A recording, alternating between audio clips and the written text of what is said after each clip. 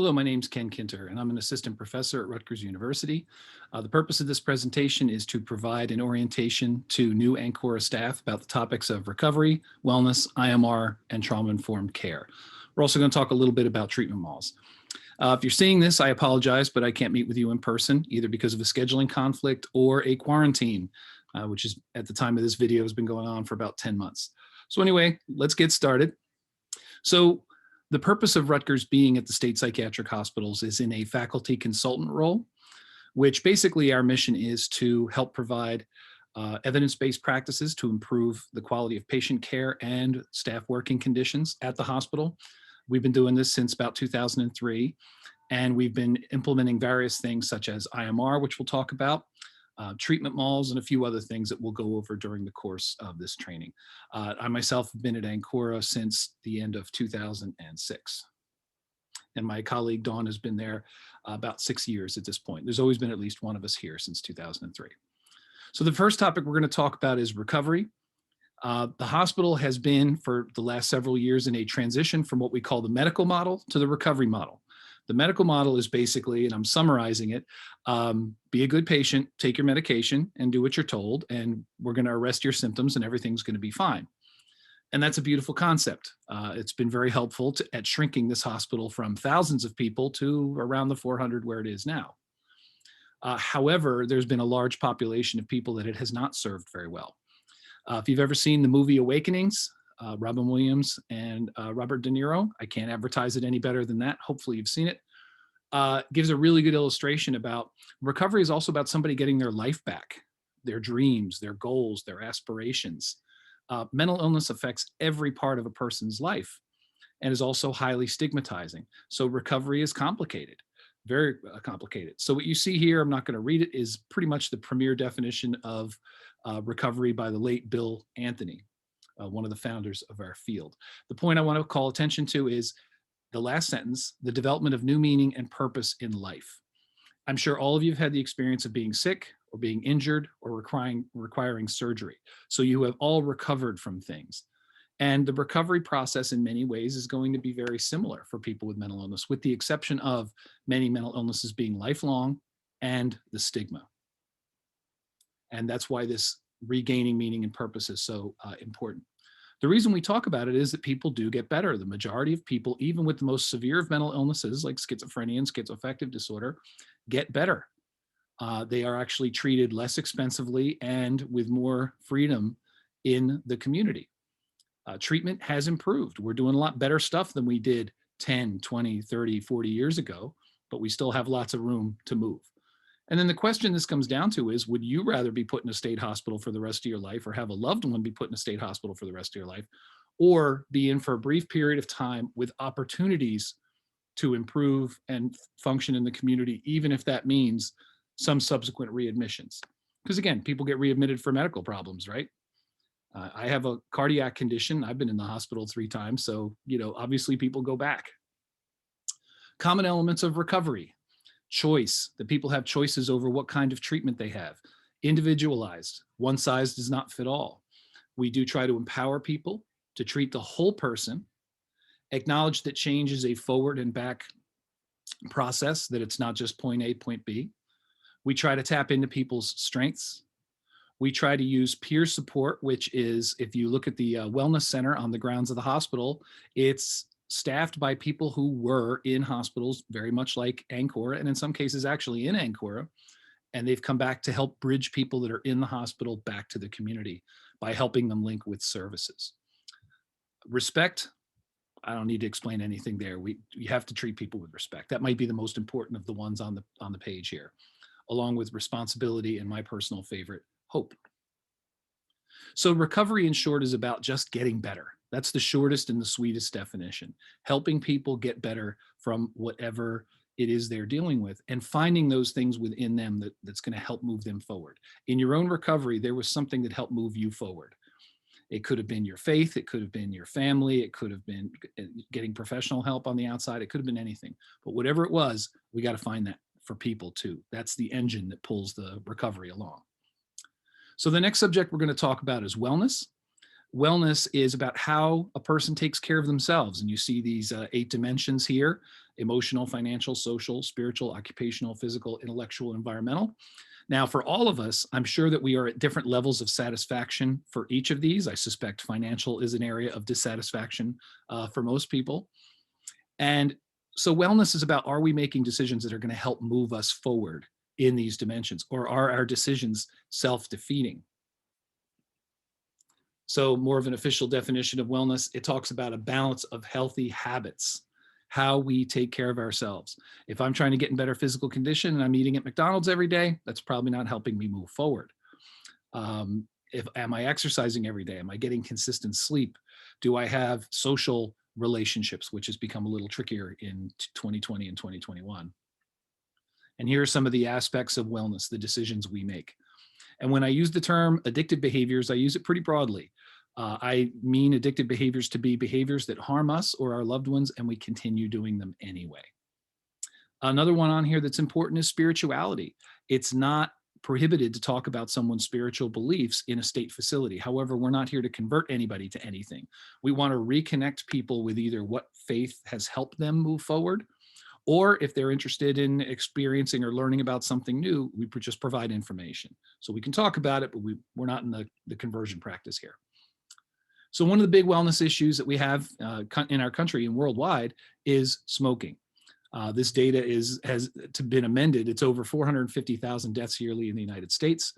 About 15% of the general population smokes, and that's dropping. I would imagine of the people in the hospital, my own informal guess would be around 80% smoke. And this last one is a bit of a trick point here. 44% of all cigarettes sold are to people with mental illness or addictions. That's not true. It's 100%. If you're using a product that is, when used properly, will kill you early, that's an addiction. But we love you smokers out there. We love you. We don't like the behavior, but we love you just fine. So a little closer to my heart is the American obesity epidemic. For most of the first 10 years I did this presentation, America was the most obese nation on earth. However, we were passed by Mexico a few years ago, which I thought was a bit of a shock. However, they didn't pass us because we were doing better. They're passing us because the world as a whole is getting worse. Only about a third of Americans are at a healthy weight. A third are overweight, which is up to about 10 to 20% over a given weight. And then another third are over 20% over a healthy weight, or what's considered obese. The life expectancy in the United States is 78. In the last couple years, it's leveled off and it's actually started to decrease for the first time. A couple generations back, it was 42. So, we've moved ahead, but we've leveled off. The average age for smokers, by the way, in the United States is 64. So that's worth about 14 years. So I always make the joke about whether you want to be putting a lot of money aside for retirement if you're a smoker, because you're not going to be around to spend it. Now, interestingly enough, people with mental illness lose 13 to 32 years of life opposed to the general population. So that puts their average death around the mid-50s, which is pretty young. Now, some of that is an overlap with smoking. Some of that is not. Some of that is because people with severe mental illness very often have things like diabetes, heart condition, they have hypertension, and these things are not treated for the most part. They're being treated through emergency rooms and inpatient psychiatric facilities, which is not optimal. This one got me in trouble when I first shared it, and now it's 21 years old. Children born after 2000 will have a lower life expectancy than those born before 2000. And that is true. We're expected to see the life expectancy continue to drop. And the number one reason for that is, he pauses and waits, juvenile diabetes. People don't necessarily die of the diabetes, but they die of complications from diabetes, and people are getting diabetes younger and younger.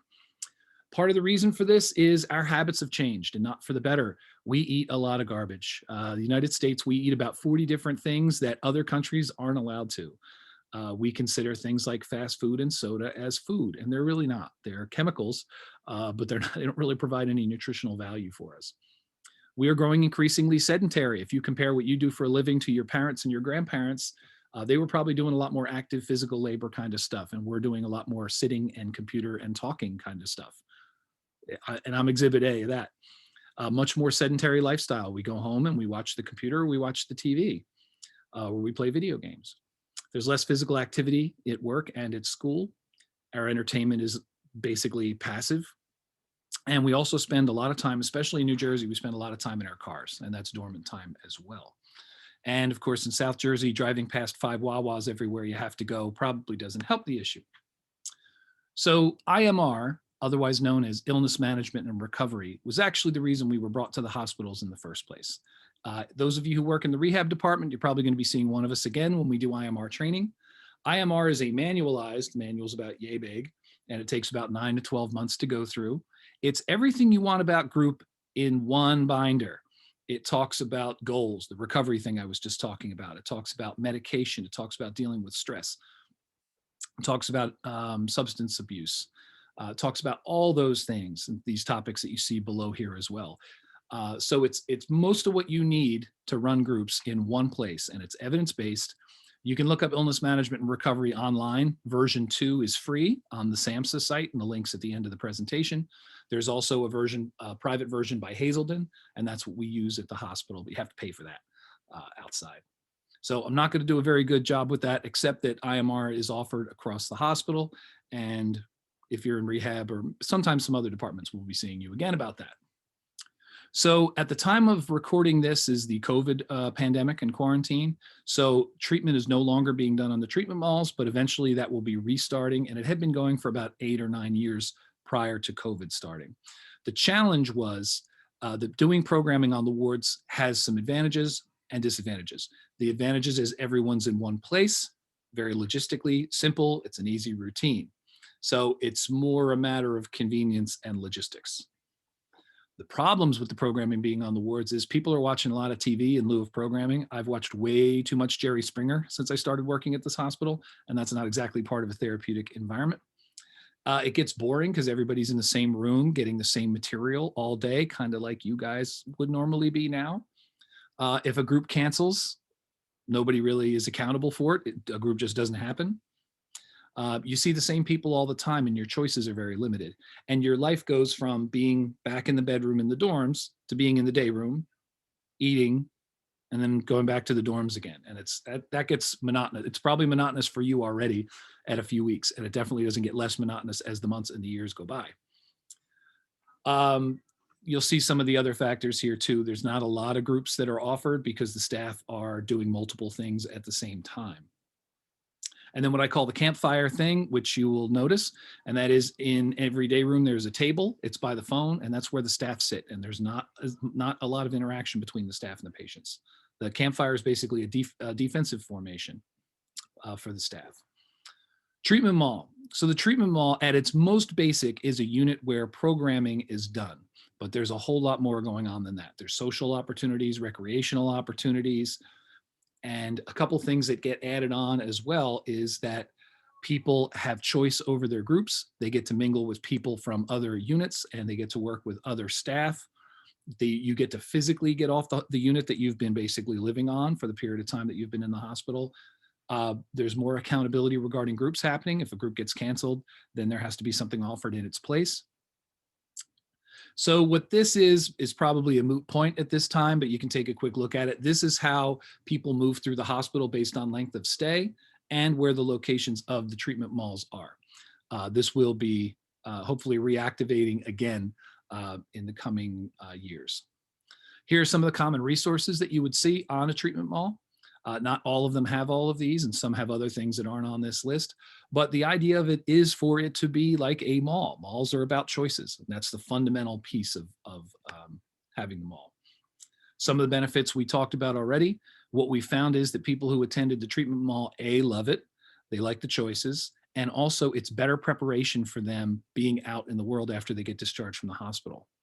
I worked on the outpatient side, and we would get people from this hospital who they got used to sitting in a day room watching TV all day. So they would go to a placement and they would sit there and watch TV all day. And then what would happen is they wouldn't link up with treatment. They wouldn't go to their appointments, and then they would run out of medication, and then they'd be on their way back to the hospital again. So by going to treatment, you had people in the habit of going to treatment, which was very helpful on the outside. So just to talk about who are the people that we treat, and this part of the talk is a lot longer in person. In fact, I have a training on the DSM, which I'll talk about later on if you want to check that out. But this helps answer the question of who are the people that we treat. Now, if we have a census of about 400, which is pretty accurate to the moment, you can see that most of the people that we treat have these things called schizoaffective disorder and schizophrenia, which are psychotic disorders. Psychotic disorders meaning this person is hearing voices or seeing things, or they're experiencing delusions, which are false beliefs. And then there's some other aspects of that as well.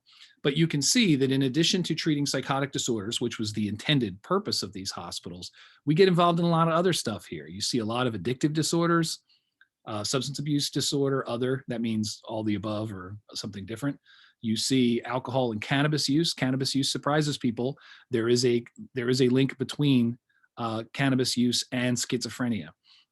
2 to 6 times, depending on a lot of other factors. There's some interesting research about that. Cannabis is a hallucinogen. I'm not sure if the people in the room know that.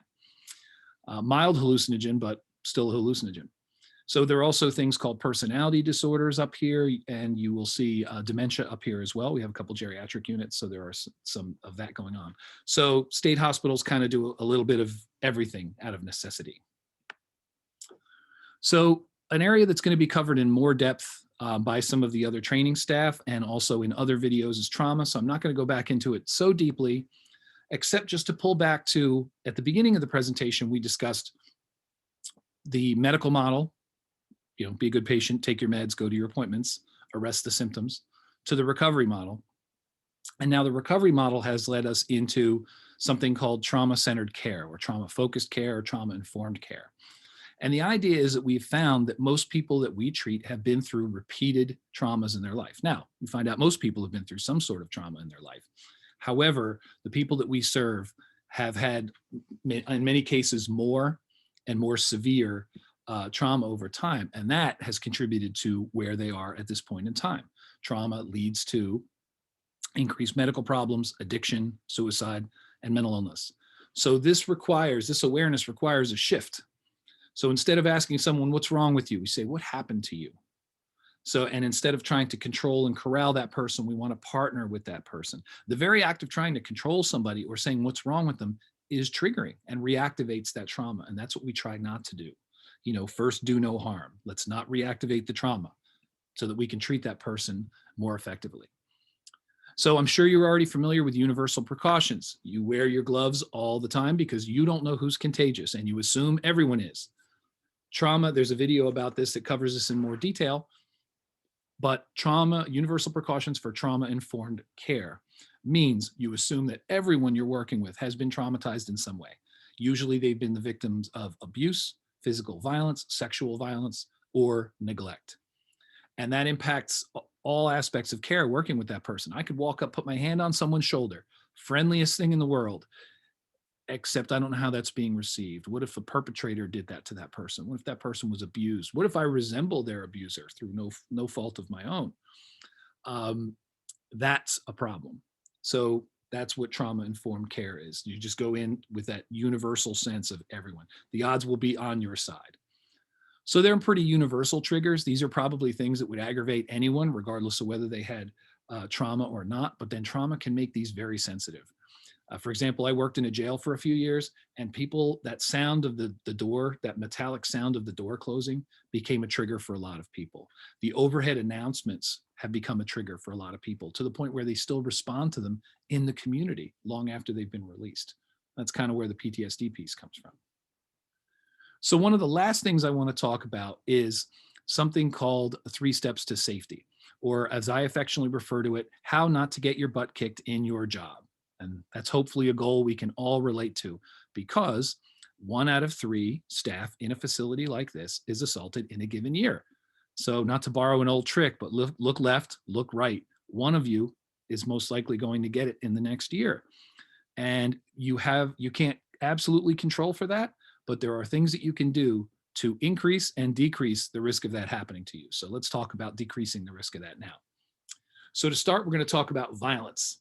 There are 3 types of violence that happen in inpatient facilities. Instrumental violence. This is intentional, planned violence. An example of this would be, give me the medication that I want, or I'm going to go off. If you don't discharge me from this hospital, I'm going to hit somebody. Or, oh, you're going on a community visit, bring me back some cigarettes, or else. So this is intentional, planned violence with a goal in mind. Number 2, psychotic violence. This is violence that comes from the psychotic symptoms. I believe you were sent by the devil to kill me. My treatment team is all members of the CIA, things along those lines. Number 3 is reactive violence. This is violence that occurs immediately after something happens in response to some sort of threat. So this has to do more with impulse control. Person gets bad news. They thought they were going to get a visit. They thought they were going to get a level. They thought they were going to be able to go outside, and they find out that doesn't happen and they go off. That's reactive violence. So this may be a surprise to you because you may think that psychotic violence is the leading cause of violence here, maybe instrumental, but it's really reactive. You can see in forensic hospitals like Anne Klein or civil hospitals like Ancora, the reactive violence is pretty much far and away the most. So most violence we see is right immediately in response to some sort of threat. You can actually see the psychotic violence is very low because I think that's the easiest to medicate. It's hard to medicate intention and it's hard to medicate impulse control, but the psychosis, I think we're a little further along on. So that's the first thing to know that immediacy of the violence to the stressor that precedes it. That's good to know. The next thing that would be good to know is the 3 scenarios by which violence tends to happen the most. And you as a staff are going to be right front and center as this happens. 1 is limit setting. We tell someone to stop doing what they're doing. 2 is an activity demand when you're telling somebody to do something like take medication or go to group. And 3 is when a person asks you for something and you say no, regardless of what it is. It could be a cup of water, it could be a PRN, it could be anything. So as soon as you have to say stop doing that, do this, or no, you've moved into what I call a hot zone. And these things are made worse by the idea that rules aren't universally followed. The world of day shift is different from the world of evening shift, different from the world of night shift. The Monday, Friday world is different from the weekend world. And even from one shift to the next, rules are relaxed or followed inconsistently. And that helps people think that when you say no to them or one of these 3 things, that it's personal, that you are flexing on them or stepping up to them. And people respond to that very poorly. When it's consistent, you can say, this is the way we always do it. This is how we do it for everybody. When it's not, presents a problem. So that brings us to the 3 steps to safety: validate, explain, and problem solve. I'm going to tell you right off the bat, validate's the biggie. This is the whole battle's won or lost right here at the beginning. So validate is when you're put in a situation where there's the potential for violence, the first thing you do isn't tell the person the rules or tell them what they need to do. It's first acknowledge them as a human being. It's basically validating is, I hear what you're saying. I get it. I understand why you're angry. I see that you're sad. I understand that you thought you were getting a visit today and then you just found out that that's not happening. You relate to the person as a human being before you relate to them as staff. Think about how you feel when you feel strongly about something and someone tells you what you need to do or why it is that way. You want to be acknowledged first and validated. It doesn't change the situation, but it changes how you're being approached. And that can make all the difference. And the question I like asking is, where's the person right? If a person gets up at 4 a.m. and they want something to eat, and you're going to tell them that there is no food or that they can't have it or there's no doctor's order for it, think about you at home at 4 a.m. Any of you ever raided the fridge at 4 a.m? I sure have. So there's a part where you can say, look, man, I get it. I understand getting hungry in the middle of the night. You just start with that. 2 is the explanation. And the explanation is, this is the part where you say the rules or the hospital policy. It's not personal. Hospital rules. I treat everybody like this. This part I think people are pretty good at. But of course, it has to be a real hospital policy. It can't be anything that just got made up on the fly. And then the third part is problem solving. So if the problem is that if a client feels that there's only one possible reason why something happened, like you're flexing on me or you're stepping to me about something, then there's only one response. And that response might be force, might be violence. That person might have learned that violence helps them get their way, or intimidation helps them get their way, or that they just lose control and that's the end of it. So problem solving. So they already have one solution, that solution that isn't helpful to them, that got them here. So how can you help them generate other solutions? So, I understand you're up at 4 a.m, you want something to eat. We don't have anything to eat on the unit. Is there a juice? Can you just tell them to get water? Can you, is there some way of getting them a snack, or is there some other way of addressing the situation? People are far less likely to assault someone, A, that they know, and B, that is trying to help them. And how can you make yourself part of the solution? If a person's really upset and they want to meet with the team and you tell them, look, I'm going to catch the team as soon as they come in. I'm going to catch the person that you need to talk to. I'm going to help you with that. Again, you're reducing the risk of violence and you're helping solve the problem in the first place. And we want to have as many options as possible. Get the clients in the habit of making a list of potential solutions, because hopefully one of them will be a good one, at least. So my last thought from someone, Abraham Lincoln, of course, needs no explanation as to who he was, someone who also experienced suicidal depressions. For a while, he was actually on suicide watch, I believe, after the death of his wife. And his friends were keeping an eye on him because they were worried about him. So I estimate a man who probably knew a thing or two about depression, in addition to his place in American history. So my final thought, whatever your job is, I don't care where it is, what level of the hospital you're coming in at, whatever you are, be a good one. Our clients deserve it, and we're happy to have you on the team, and welcome. Here are some of the sources of where the material that I talked about came from. And if you look at the bottom there, that citesrutgers.edu business, that's where we have at this time, about 25 educational videos that you can watch. You can also look up my name, Ken Kinter, on YouTube, and the videos are there as well. They may be able to help you with your job, and they'll give you a little more background on the stuff we talked about today. So here's more of the sources that we were talking about. And again, good luck in your new job. It was wonderful talking to you today. Hope to see you in person very soon.